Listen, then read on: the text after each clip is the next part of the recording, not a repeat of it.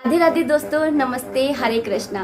So question is, can we offer anything to lord Krishna ji? क्या हम भगवान श्री कृष्ण को भोग में सब कुछ अर्पित कर सकते हैं?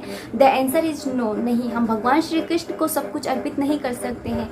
आज से पहले तक हम ये सुनते आ रहे थे कि हम प्याज, लहसुन, एग से बनी हुई चीज़ें, मदिरा, नॉनवेज, ये सारी चीज़ें नहीं अर्पित कर सकते हैं। एकादशी है तो हम ग्रेन्स, दालें, राइस, चावल और आटा, बैंगन, ये सारी चीज़ें अर्पित नहीं कर सकते हैं। लेकिन क्या इनके अलावा हम सारी चीज़ें भगवान श्री कृष्ण को अर्पित कर सकते हैं? वो भगवान श्री कृष्ण जो बैकुंठ नाथ हैं, गोलोकनाथ हैं, जगन्नाथ हैं, क्या हम उनको सब कुछ अर्पित कर सकते हैं? जिनके चरणों में स्वयं माता लक्ष्मी विराजमान है, क्या हम उनको सब कुछ अर्पित कर सकते हैं? नहीं।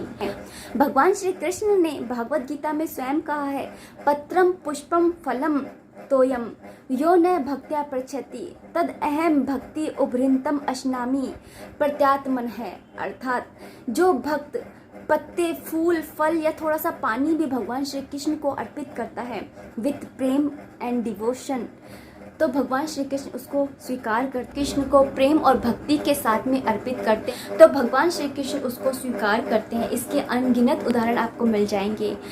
महाभारत के युद्ध के समय में दुर्योधन ने भगवान श्री कृष्ण को भोज पर बुलाया था। 56 भोग उन्होंने बनाए थे, भगवान 56 तरीके के खाना उन्होंने बनाया था, लेकिन भगवान श्री कृष्ण ने उनका भोज स्वीकार नहीं किया।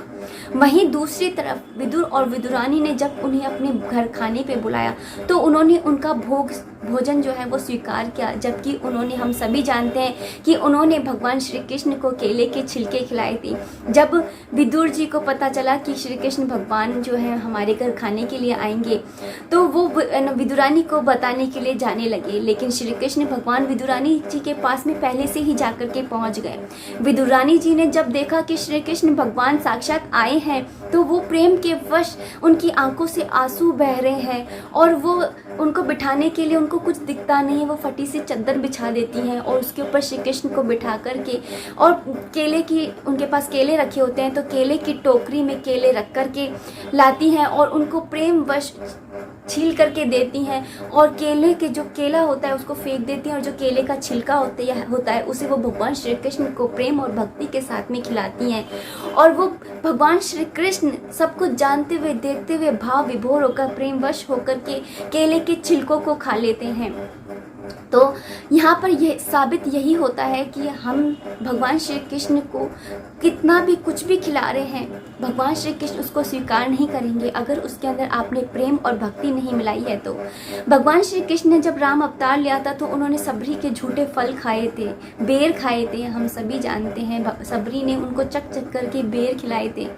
ऐसे अनगिनत उदाहरण हैं। इन सभी उदाहरणों से आपको समझ में आ रहा होगा कि हम भगवान श्री कृष्ण को जो भी खिलाते हैं, अगर हम उसमें प्रेम और भक्ति नहीं डालते हैं तो भगवान श्री कृष्ण उसको स्वीकार नहीं करेंगे। आपको क्या लगता है भगवान श्री कृष्ण महंगे महंगे कपड़े, महंगे महंगे ज्वेलरी, आपकी बड़ी बड़ी सेवाओं के भूखे हैं? नहीं, भगवान श्री कृष्ण तो इनके स्वामी हैं। भगवान श्री कृष्ण आपसे चाहते हैं तो सिर्फ और सिर्फ प्रेम और भक्ति। आप प्रेम और भक्ति के साथ में जो भी चीज़ उनको खिलाएंगे वो स्वीकार करेंगे। इसलिए आप जो भी भोग लगाते हैं उसके अंदर 2 एलिमेंट, प्रेम और भक्ति, इन दोनों को डालना बिल्कुल भी मत भूलिए।